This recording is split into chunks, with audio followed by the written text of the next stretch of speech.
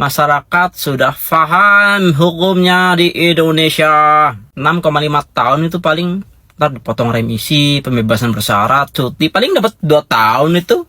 Justru yang melakukan penambang ilegal, kalau versi di persidangan yang menurut hakim adalah ribuan orang masyarakat di sana. Hal meringankan dalam vonis Harvey Mois, sopan punya tanggungan keluarga. Jadi maksudnya Lee Jianping itu nggak punya tanggungan keluarga, atau gara-gara Lee Jianping waktu ditangkap itu dia berontak gitu, jadi dia nggak sopan, makanya dia langsung dihukum mati. Sedangkan yang satu ini pas ditangkap sopan, gitu. Silakan Pak, tangkap saya. Ya harusnya Pak Jenderal itu, saya saat ini telah dilantik, saya akan sediakan 100 peti mayat. Ya 99 untuk kalian para koruptor, dan 1 untuk saya jika saya berkorupsi misalnya. Begitu dong. Itu baru macan itu. Jadi nggak meong. Assalamualaikum warahmatullahi wabarakatuh. Kembali lagi di channel Prayoga Muhammad. Gimana kabar kalian semua? Semoga baik-baik saja ya, dan dilancarkan segala rezekinya. Ya teman-teman semua, lagi rame ya vonis hakim terhadap Harvey Mois yang membuat rakyat netizen geleng kepala guys. Bayangin aja 271 triliun ini kemungkinan korupsinya ya, merugikan negara segitu banyaknya teman-teman semua, ratusan triliun. Dan hukumannya apa? 6,5 tahun. Karena apa? Karena berlaku sopan dan juga punya tanggungan keluarga. Aduh, benar-benar rip hukum Indonesia. Kenapa kok seperti ini ya teman-teman semua? Apakah efek dari Pak Prabowo belum sampai gitu loh? Padahal Pak Prabowo sendiri loh yang mengatakan bahwasanya akan menegakkan hukum di negeri ini, memberantas para koruptor. Gimana mungkin Presiden mengatakan seperti itu tapi kenyataannya seperti ini? Apa nggak menampar wajah Presiden ataupun membuat malu Presiden sendiri? Bagaimana mungkin para hakim-hakim ini bisa memutuskan seperti itu? Orang kita aja sebagai rakyat yang nggak tahu hukum aja ngelihat kayaknya aduh parah banget sih ini. Belum lagi ntar 6,5 tahun ini revisi lagi karena berlaku baik lagi di penjara dan lain sebagainya. Terus kita memang tahu nih penjaranya kayak mana. Apakah penjara kayak orang-orang yang maling dan lain sebagainya, orang-orang yang nggak mampu, atau justru penjaranya seperti hotel? Kan kita nggak tahu juga tuh. Dari cara penjemputannya aja sudah beda teman-teman semua. Coba bayangkan, bandingkan dengan Pak Tom Lembong, yang dimana sampai per hari ini pun belum ditemukan kerugian negara dari kasus Pak Tom Lembong. Pak Tom Lembong langsung ditetapkan sebagai tersangka. Coba gimana ini? Makanya aduh, kok seperti ini banget gitu loh. Ini vulgar sekali kan. Kasihanlah rakyat yang melihat seperti ini, kan udah emosi jengkel tapi gak bisa berbuat apa-apa juga gitu loh. Untuk para petinggi-petinggi, para elit, ayolah rubahlah, masa gak kasihan sih, gak sayang dengan negeri ini kan gitu. Oke teman-teman semua, ini komentar daripada netizen ya. Kita coba lihat. Gue bayangin ya Pak Anies marah dengan hal ini. Kita lihat videonya. Heboh, kaget, heran, nggak ada. Biasa aja, masyarakat biasa saja, tidak ada yang heboh. Masyarakat sudah paham hukumnya di Indonesia. 6,5 tahun itu paling, ntar dipotong remisi, pembebasan bersyarat, cuti, paling dapat 2 tahun itu.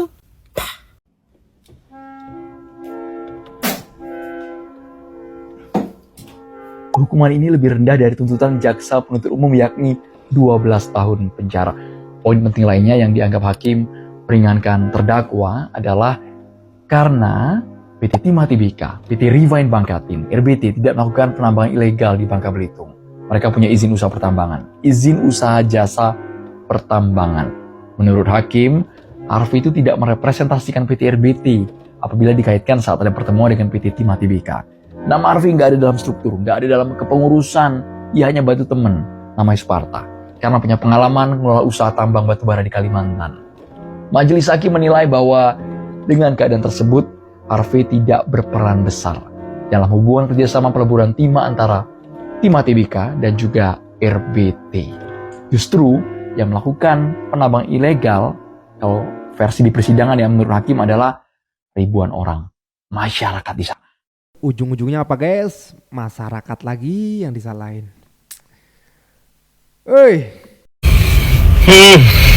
Jenderal omon-omon. Sebelum dilantik, omon-omonnya begini nih. Akan saya kejar koruptor sampai ke Antartika, sampai ke Gurun Sahara. Duh, omon-omon.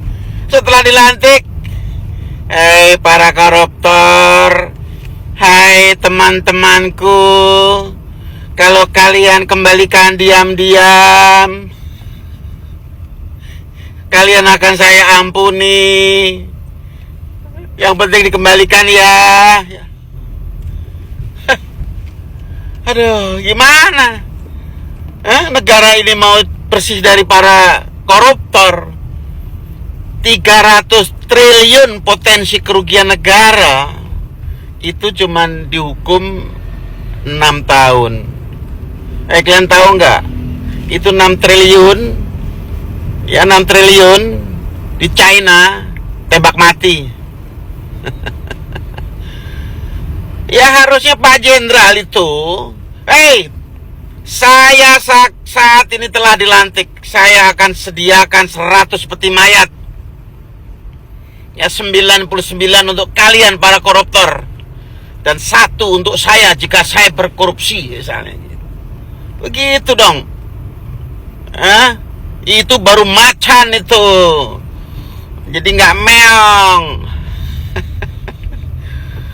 Udah dalam kondisi payah begini, pajak dinaikkan, rakyat kita ini susah, Pak.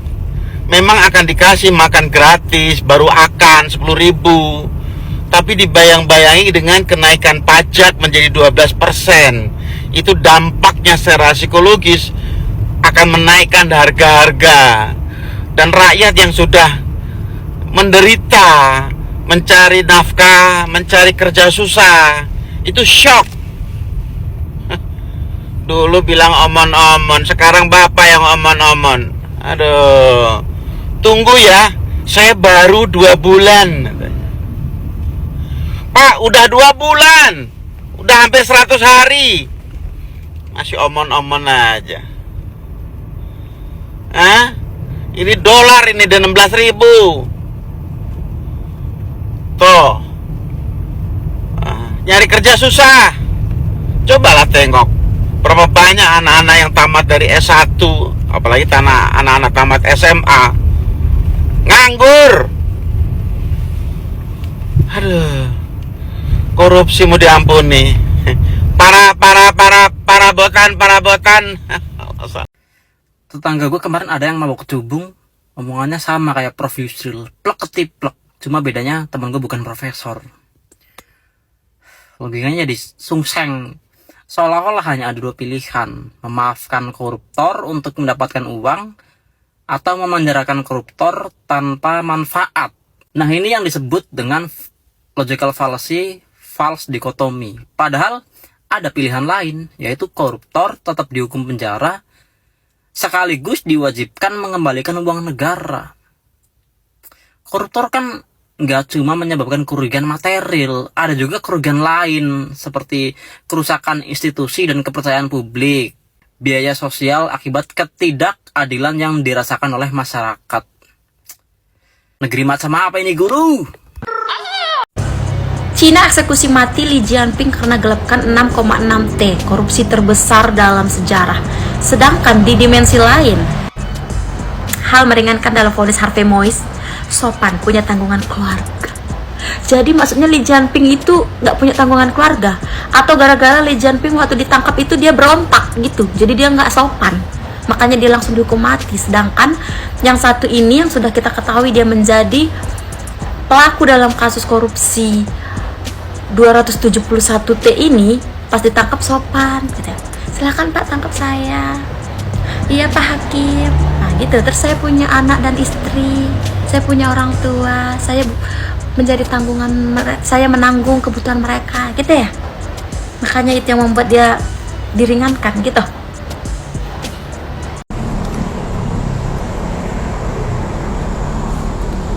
Yang bikin ringan vonis Harvey Moise, sopan dan punya tanggungan keluarga.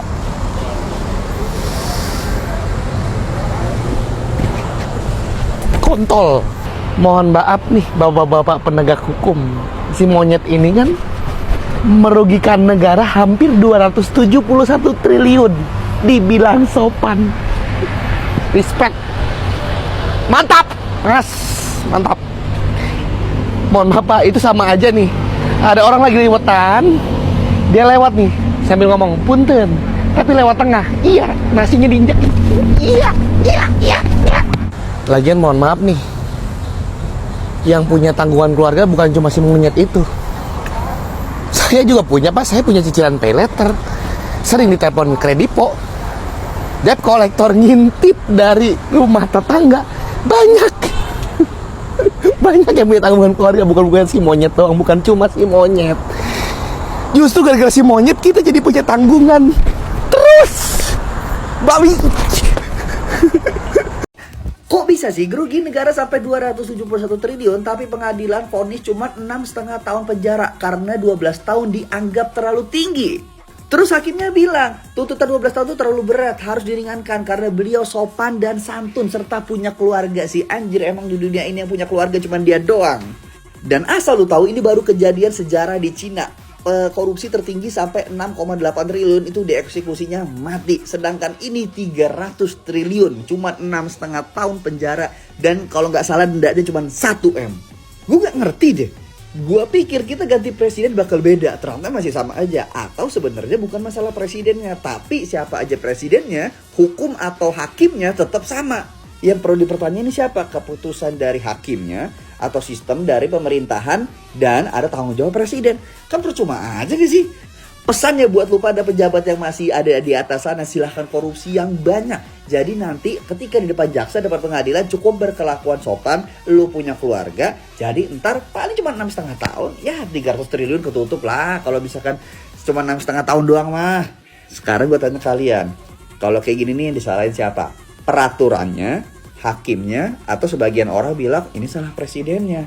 Nah kalau menurut kalian gimana? Silahkan komen dan kasih pendapat lu. Korupsi 300 triliun cuma divonis 6,5 tahun penjara. Harvey Muiz ya? Iya. Makin gila aja hukum di negeri ini. Tahu nggak kenapa hukumannya ringan? Kenapa? Katanya selama persidangan Harvey Muiz itu berlaku sopan dan punya tanggungan keluarga. Alasan konyol macam apa itu? Dikira semua penjahat di penjara nggak punya tanggungan keluarga apa? Nggak konyol bro. Nyatanya itu keputusan hukum yang terus dipertontonkan di negeri ini. Lah kemarin aja di Cina korupsi 6 triliun langsung divonis hukuman mati. Gak usah heran, penjahat di negeri ini kan selalu berlindung di balik hak asasi manusia. Pantesan aja ada yang bilang pencuri di Arab dipotong tangannya, pencuri di Cina dipotong lehernya, pencuri di Indonesia dipotong masa tahanannya. Iya juga ya, sangat ramah sekali terhadap penjahat. Apalagi kemarin Pak Prabowo bilang kalau koruptor mengembalikan uang yang dikorupsi mungkin bisa dimaafkan. Kan kita jadi bertanya-tanya ya, gimana nasib negeri ini ke depan kalau hukumnya terus seperti ini? Bisa-bisa makin hancur nih negeri. Ya begitulah kenyataannya. Kalau kita masih berharap pada hukum buatan manusia, jangan harap hadir rasa keadilan. Gimana teman-teman semua? Selamat datang di negara Indonesia tercinta. Aduh, kirain ganti presidensi bakal ada perubahan yang signifikan ya. Ternyata kok sama aja ya. Padahal itu paling penting itu hukum. Kalau misalnya hukum itu disamaratakan, tajam buat semua, insya Allah negeri ini akan aman gitu loh. Aman dari para koruptor. Dan masalah utama kan koruptor. Kalau misalnya koruptor ini habis, maka uang itu memang benar-benar bisa sampai ke rakyatnya gitu loh dengan sempurna. Maksudnya itu penuh. Dari atas 1 M ya sampai bawah 1 M juga gitu loh. Tapi budaya koruptor ini yang akhirnya membuat dana-dana yang sampai rakyat itu ya jadi tinggal dikit gitu loh. Tapi ya sudah, mau kayak mana lagi kalau para elit belum juga berubah.